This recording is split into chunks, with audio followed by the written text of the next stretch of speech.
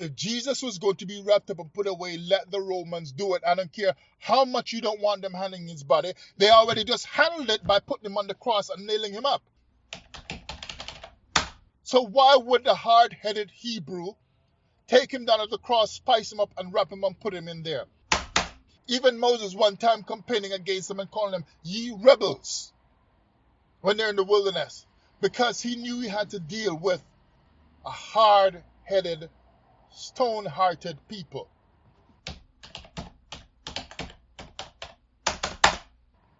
Hello again, everyone.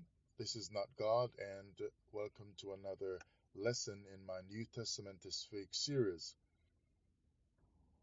This lesson for September 26, 2019 is As Touching the Dead. So Jesus was crucified in the New Testament, and lately, as you can tell in some of my previous recordings, I've been wondering about Mary and the men who took Jesus from the cross.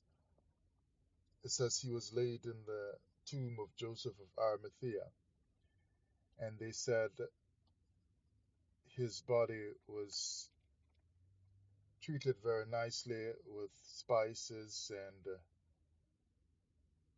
he was put away in a very careful, it seems, kind of way, like a lot of respect for the body of this holy man.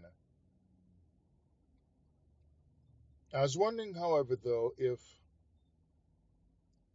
these people who took him from the cross and who dressed his body for the burial with the spices and so on and wrapped him up in the linen cloth, and they are supposed to be Hebrew Israelites, and we know that they were believing Israelites because they thought to do all this extra stuff to the body. They're not just like the other Israelites who watched him die. Maybe they cared, maybe not all of them, but they just watched him die, get crucified, and went about their business. These ones must have cared enough, so they were believers. They would have known the prophecies, and supposedly they believed that this was the Son of God. Now, we're taught that the prophecies in the Old Testament spoke about this Jesus, and everything was fulfilled in the New Testament to show that his death was sanctioned by God. The prophecies spoke of this happening, so Calvary fit into Torah or Old Testament prophecies and outlook of what should happen. So it's no surprise that it happened in the New Testament. But I challenge that here today in a way that you haven't quite heard. Now, some of you have heard the last couple lessons along these lines, so you would have an idea already.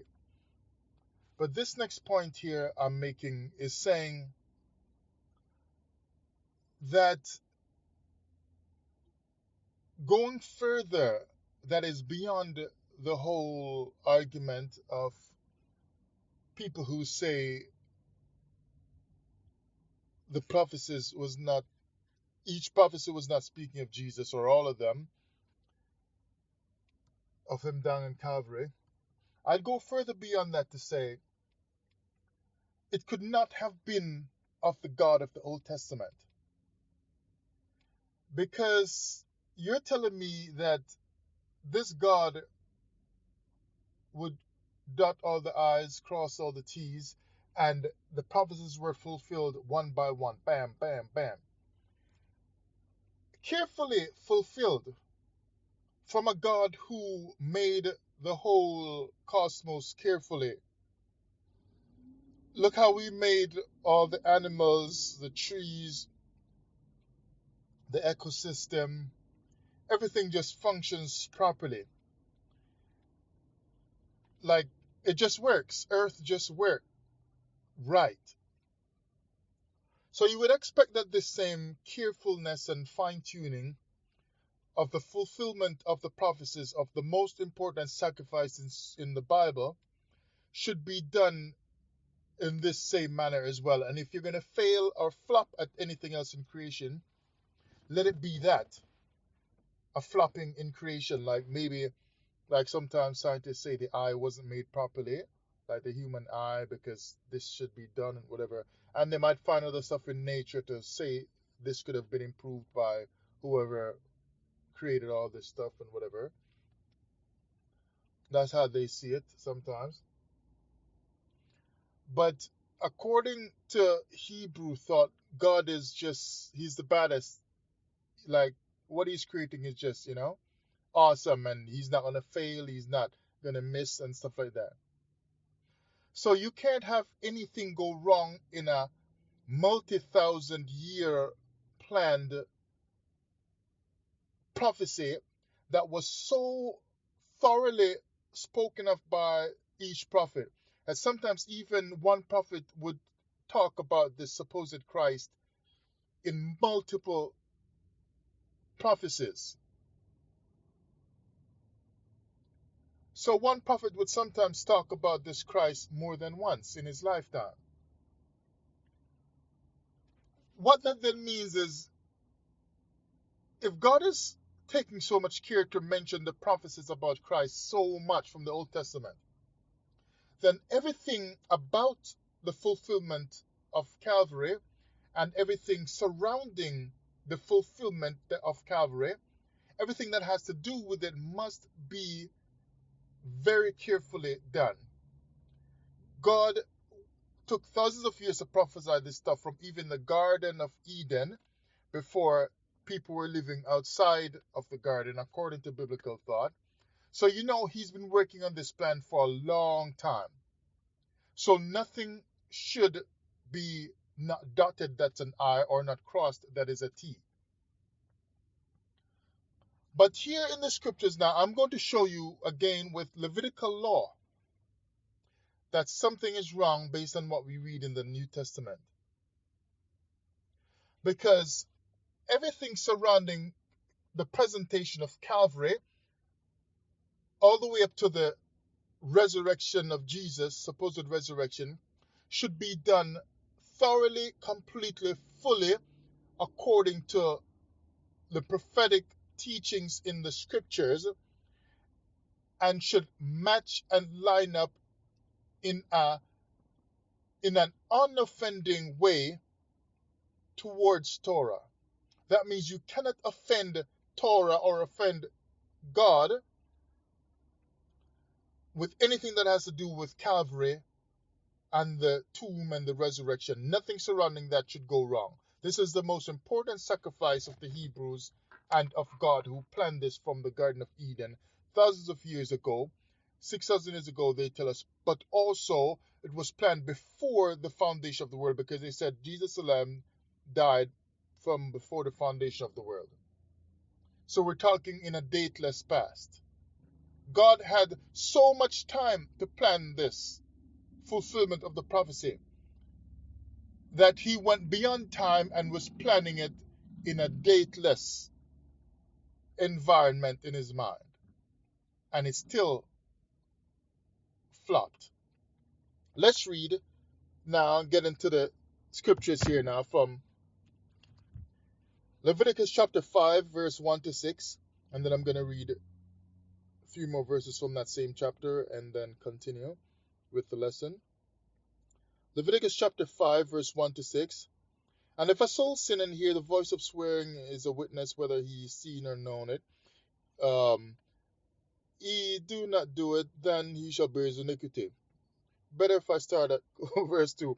Or if a soul touch any unclean thing, whether it be a carcass of an unclean beast, or a carcass of unclean cattle, or the carcass of unclean creeping things, and if it be hidden from him, he shall be unclean and guilty. Now, this is going to be dealing with the people touching Jesus, to take him off the cross and to embalm him or whatever they did to him, putting nice spices on him and wrapping him up and putting him away in the grave properly, they obviously were touching Jesus.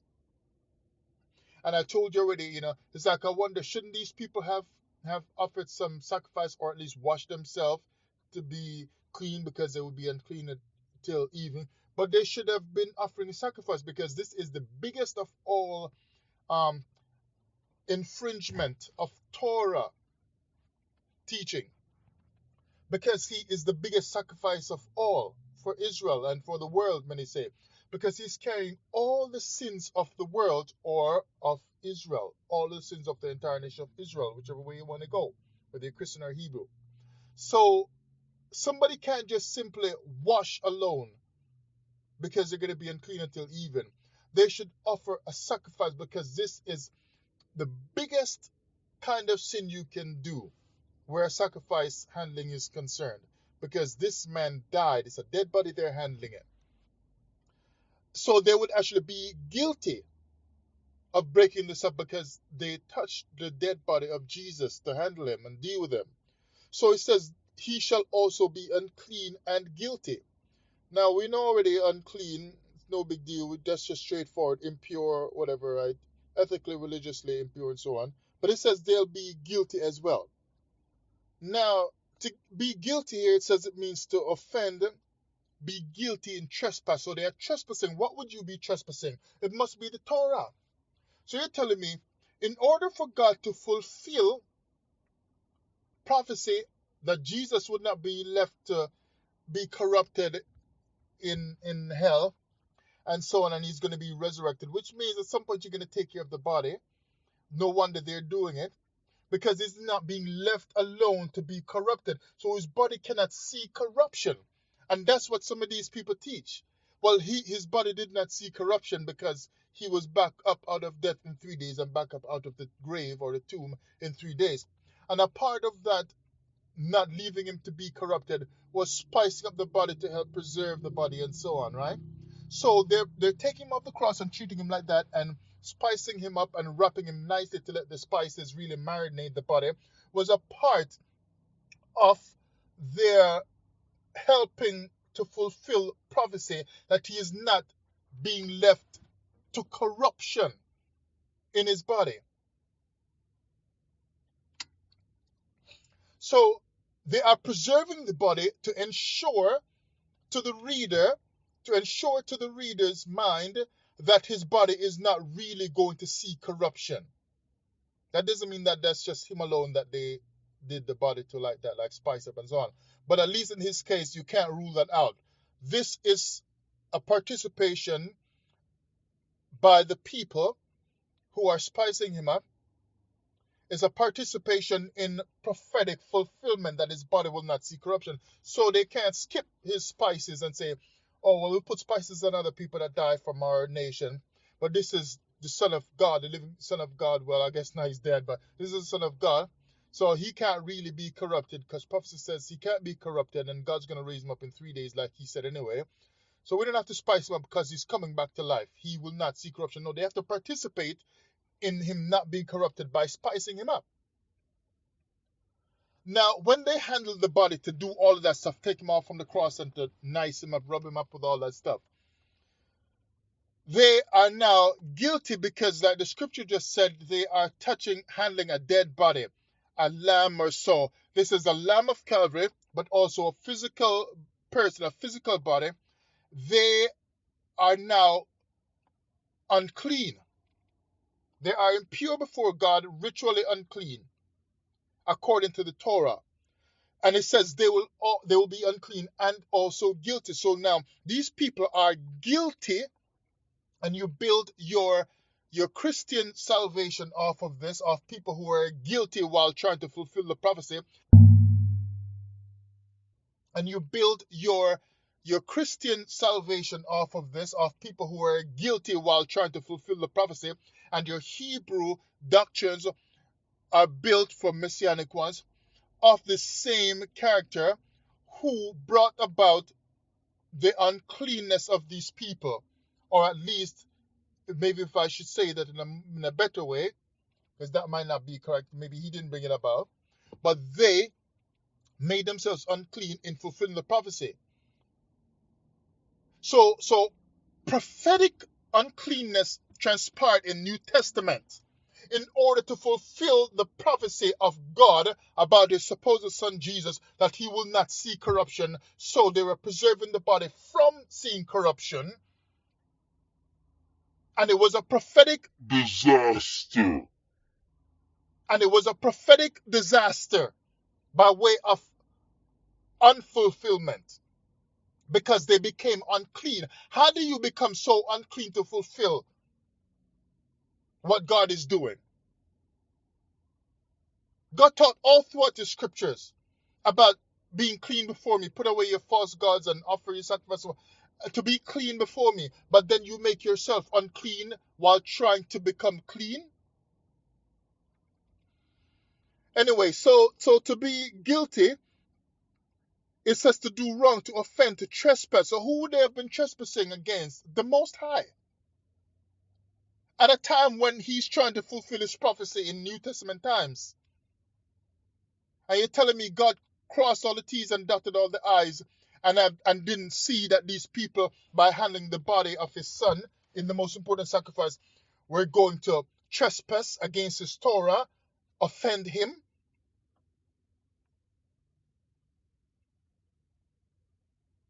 In the fulfillment of the prophecy? No. So Calvary is fake. So Calvary is fake.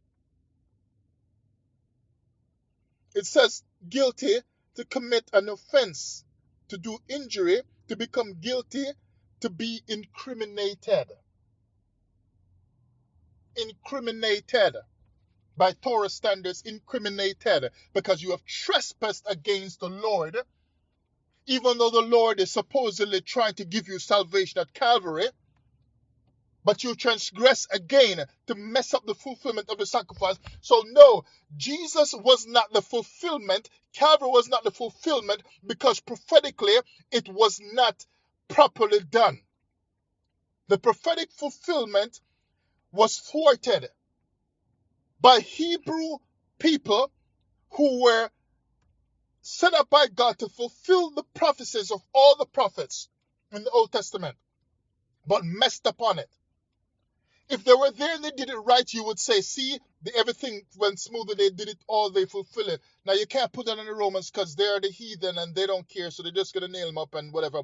But everybody here should be doing what's right if they're Hebrew. But the Hebrews are dealing with this prophecy in an injurious way to the Torah and to the God of Israel.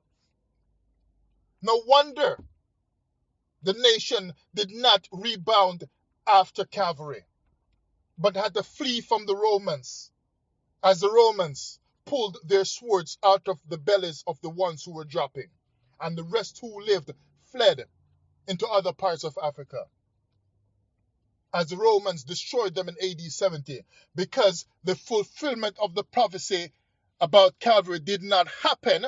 So no salvation came to the people, because they trespassed against the Lord, who gave many, many prophecies in his Torah about this Messiah. They transgressed against his word, transgressed after Jesus supposedly did his part fine at Calvary, although that's doubtful too. See my other lessons. But after Jesus supposedly did his work properly, the rest who were supposed to come behind and do whatever they're supposed to do, they trespassed. Now let's go on, because there's some more stuff.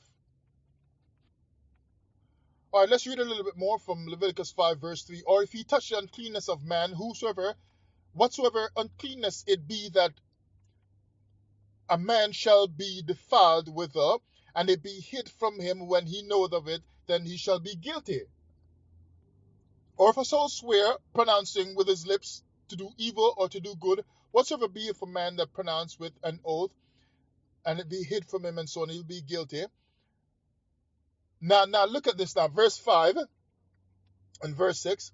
And it shall be when he shall be guilty. Now I just showed you that they were guilty by the way that they handled the body. They trespass against the teachings of the Most High. So they are guilty people. trying to fulfill the prophecy. So God sent the Son, and Jesus is trying to die for them to restore them and forgive them of their sins. And no sooner than he had died, they start sinning again right away. Just, you see that? Before he even gets into the tomb properly, they're sinning already, picking up fresh new sin. It just reminds me of the scripture saying, most I can read it as I go along here, I'll just throw that quickly right here, where the Most says, like, from the day that you came out of Egypt, you sinned against me. So could it be said, from the day my son died, you sinned against me? You see, no change in the heart of the Israelite. What salvation are you getting from out of this Calvary? But it shall be when he shall be guilty in one of these things, not even all of them, but in one of these things, that he shall confess that he had sinned, and Mary and all them who dealt with the body, and Joseph of Arimathea, and whoever took him down and did all the stuff to put him in the final spot and wrapped him up and so on in the tomb, they did not confess that they had sinned. And the Torah says you should confess your sins. And David spent a lot of time confessing his sin and teaching us about confessing and so on. But they did not confess that they had sinned in this thing of handling the body. Even though being dead, he made them unclean because they were touching a dead man's body. So they sinned flagrantly and didn't even care to confess, because the New Testament does not say that they even cared about confessing. It's like their heart was so hard like stone, they're not even going to repent. And we bought this stuff for all these years when we were children. But they should confess that they had sinned in that thing. And he shall bring his trespass offering unto the Lord. Did they bring their trespass offering? No. They passed it off saying, oh, well, Paul said that was the final sacrifice. But then we hear that there's going to be third temple and sacrifice later on. So they did not bring a trespass offering for their trespass for when they were guilty. So they are not obeying Levitical law because they were ignoring God's word. And it even goes on to say what they should do when bringing the trespass offering. It should be a female from the flock, a lamb, or a kid, and so on. It goes on, right? And they should make atonement concerning that sin that they just did. But they didn't do that in the New Testament after defiling themselves and offending the Most High by handling the body of Jesus. If Jesus should have come off that cross and go in a tomb and so on, let the Romans do it. If Jesus was going to be wrapped up and put away, let the Romans do it. I don't care how much you don't want them handling his body. They already just handled it by putting him on the cross and nailing him up. So why would the hard-headed Hebrew take him down at the cross, spice him up, and wrap him and put him in there? If the Romans are doing their thing with Jesus, killing him, well, they already killed him. Let them just go ahead and do the rest. But Hebrews in the Bible did not like to go by God's instructions. And God complained about them many, many times and said, you are just a stiff-necked people. Even Moses one time complaining against them and calling them, ye rebels, when they're in the wilderness, because he knew he had to deal with a hard-headed, stone-hearted people. And that's just the Bible way of putting it. So as it goes on now, you look down to verse 13, and the priest shall make an atonement for him as touching his sin. Did any priest make atonement for these people when they brought their sacrifice, a lamb and so on, to sacrifice for touching and handling the dead body of Jesus, the Lamb of Calvary? No, they offered no sacrifice.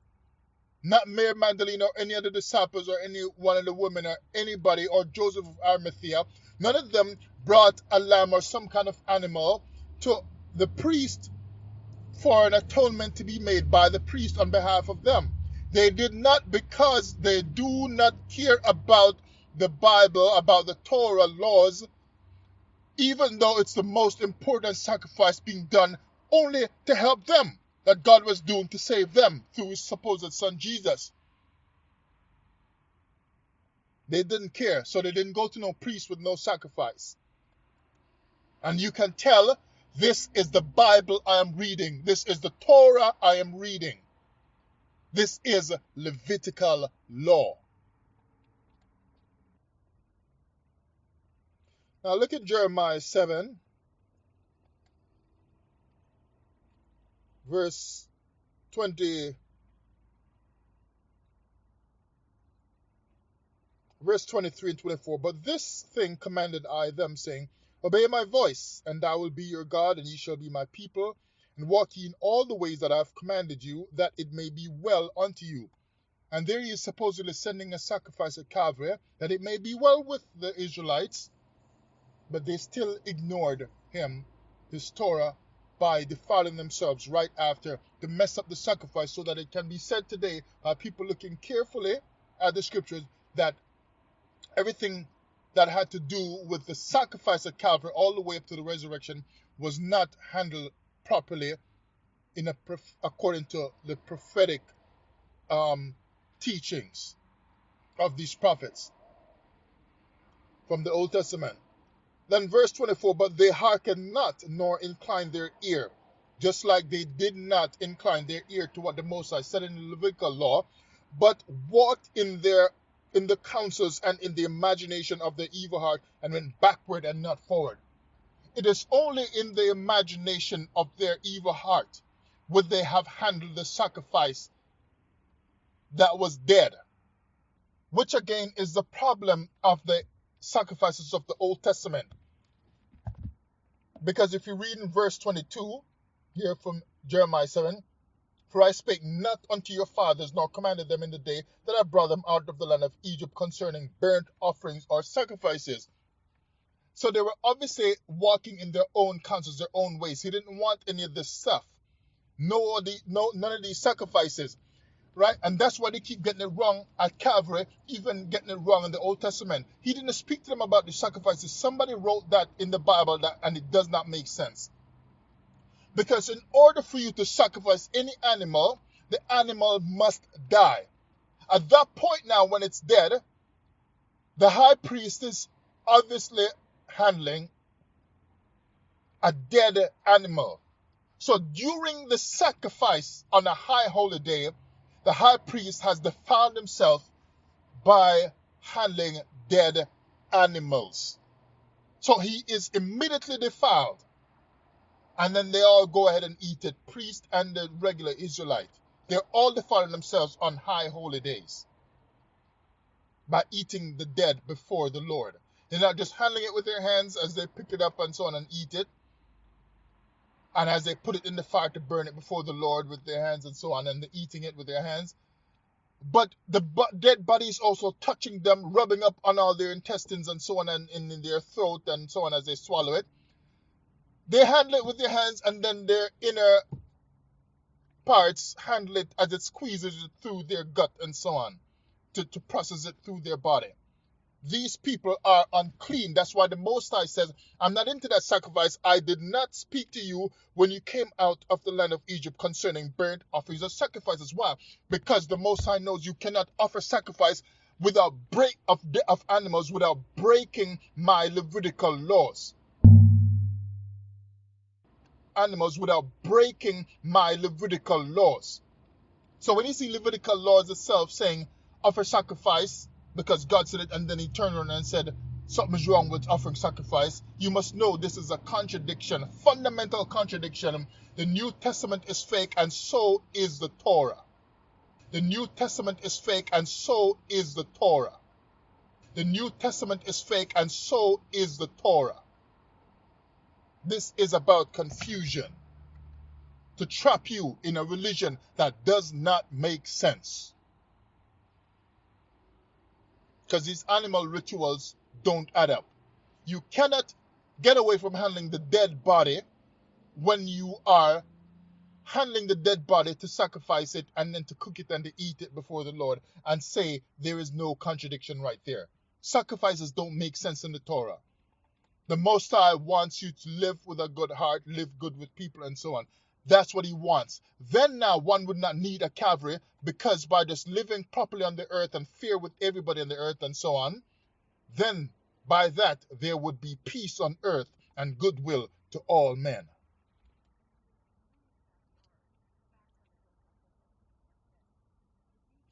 Leviticus 5 verse 7 and 11 shows that instead of dead animals and dead birds, Israel could have brought flour to offer to God.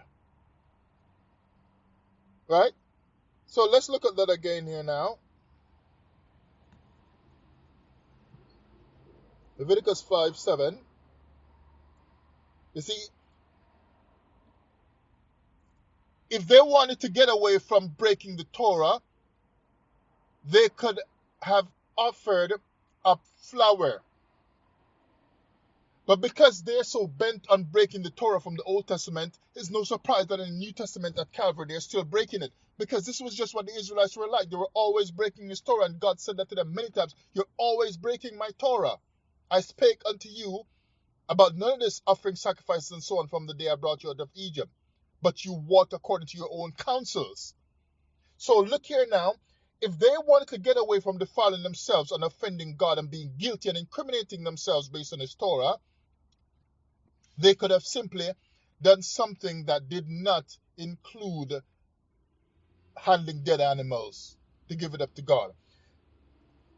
Leviticus 5, 7 and 11, and if he be not able to bring a lamb, then he shall bring for his trespass, which he hath committed, 2 turtle doves or 2 young pigeons unto the Lord, one for a sin offering and the other for a burnt offering. And he shall bring them unto the priest, who shall offer that which is for the sin offering first, and wring off his head from his neck. That sounds cruel, but shall not divide asunder. Verse 11. But if he be not able to bring 2 turtle doves or 2 young pigeons, because then you got the bullets to go to lamb, and it goes down to the turtle doves, and now it's coming down to something else now, to the flour. 2 turtle doves or pigeons, then he that hath sinned shall bring for his offering the 10th part of an ephah, so you're dealing with African stuff there now, of fine flour for a sin offering. He shall put no oil upon it, neither shall he put any frankincense thereon, for it is a sin offering. So for the sins of Israel, Israel could have stayed away from defiling themselves any further by bringing flour. Because if I was there and I understood this as an Israelite a couple thousand years ago, I'd have been like, if I understood this, and I'd be just telling God and telling the priest, well, I can't bring no turtle dove and no bull and no lamb and so on. Why? Because I don't want to defile myself more. So I tell the priest, here's a bag of flour. That way I'm not touching the dead. And I'm not eating the dead, because I would turn around and eat the flour, make some dumpling with it or something like that. You see? But Israelites, they didn't want to go for the flour mainly too much. That just set for the last. They'd rather come with the bullocks that the other nations were doing, the lambs and so on, to defile themselves, because it was all a gimmick. They were not about sanctification. They were about offending God, because they spent their days doing these sacrifices. Year after year, year after year, even though God just said in Jeremiah 7, I did not command you to do this. Read Jeremiah 7, 22 to 23 as I just read it. Now let's go on some more. So they could have brought flour to offer to God, and by this they would not become unclean by rejecting Leviticus 5 verse 2. That says don't handle the dead. Why would the children of Israel ignore Levitical law by handling dead animals that they were not supposed to? It's because they do not love the law of the Lord their God. Because flour offering for sin, to remove the sins of Israel, would have done the job. And when God saw they would rather just bring flour all the time, like, you're not bringing any more pieces, you're not bringing any more animals. The last 5 years you haven't brought any lamb and so on. God would know that this people must love me because they're staying away from dealing with the dead, so they'd rather bring flour all the time. You see, God would have looked at the heart, while the man priest was looking You're not bringing any more lamb to me. And today we still have Hebrew Israelites saying, bring a lamb for Passover. Bring these dead animals for Passover. And they don't like when I teach this stuff, even though it is in the Bible. Because I would rather teach you the truth as I come upon it. And again, that's why I chose that name back then, although it doesn't mean as much to me anymore because I'm disappointed with the Hebrew Israelite stuff. But they said choose a name, so I said Yalak Emet. Emet truth, Yalak to walk. The idea was to walk in truth. Not that I already had the truth, but I was saying I'm searching for the truth, and when I find it, I will walk in it. And that's what I'm trying to do. So as soon as I found out the truth that we should not be offering these sacrifices and bringing lamb for Passover, then I just share it because that's what God is saying in his book. Even though I can see by all these instructions in the book now that the book itself is fake.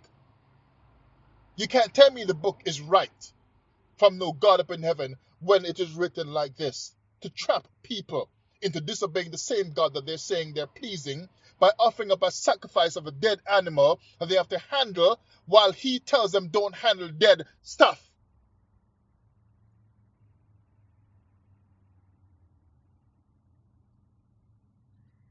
Now I'll read two more verses for you here. Let's run over to the New Testament, the book of Matthew, to close it out. Matthew 7 and verse 16.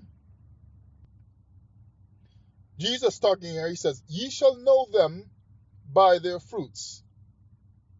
Do men gather grapes of thorns or figs of thistles? And he goes on. But that part where he says, ye shall know them by their fruits.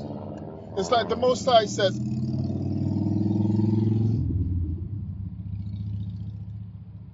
is that the Most High said in Deuteronomy 18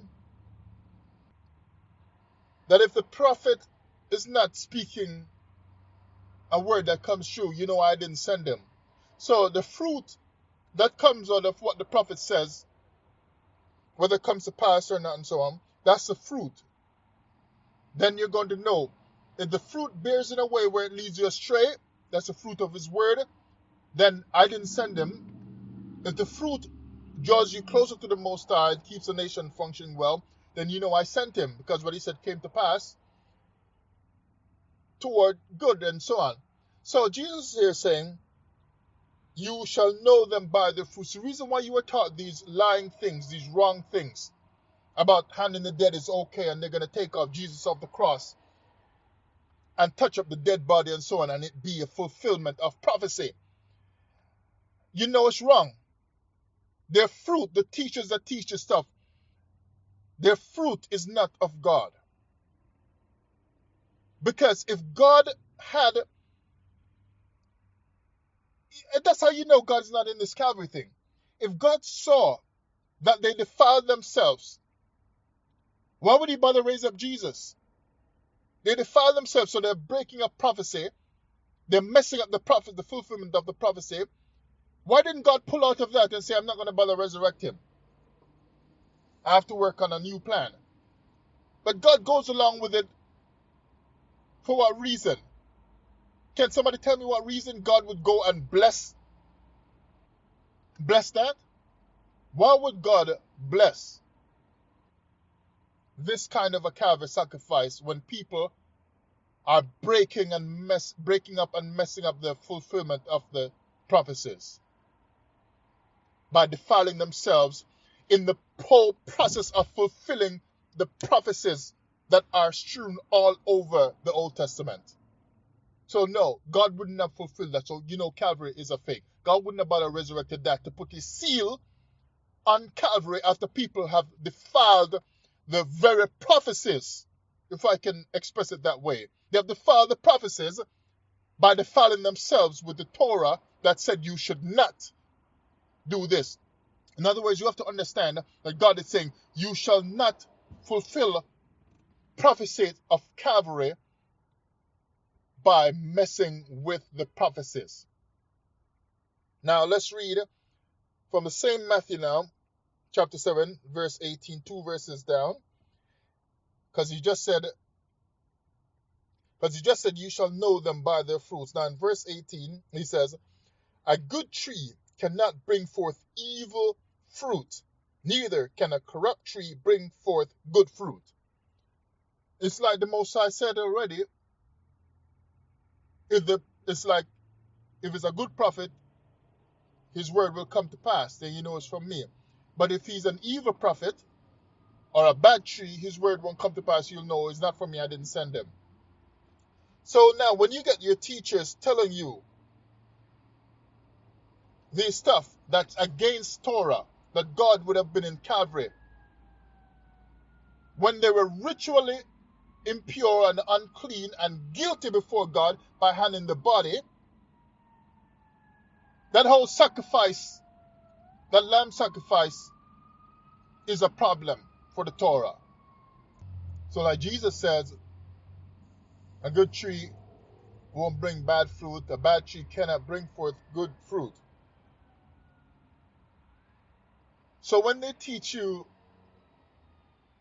about Calvary, now that you understand that Calvary is against Levitical laws, is Calvary good fruit to bite into? And are the teachers bringing forth that kind of fruit that is against the Torah instructions? Are those teachers good teachers, or are they bad teachers? I know you can tell that they are not good teachers, so they are bad teachers. By Torah standards, they're bad teachers. Now that you understand the lesson like this. So if they're bad teachers, when they teach you these things and bring you into their groups, are they producing good fruit? But now let's personalize it some more. As you ask yourself, do I want good fruit before my God? Do I want good fruit to grow up inside of my heart? Or do I want to be producing bad fruit before God as I share their lessons that they teach me to other people? As I sit under them for a couple more years and I start to teach other people, am I spreading bad fruit from my own heart because I sat under bad teachers based on what the Most High said? As touching the dead, you've just heard another lesson in the New Testament is Fake series on the Yalak Emet channel on YouTube, Twitter, and Patreon.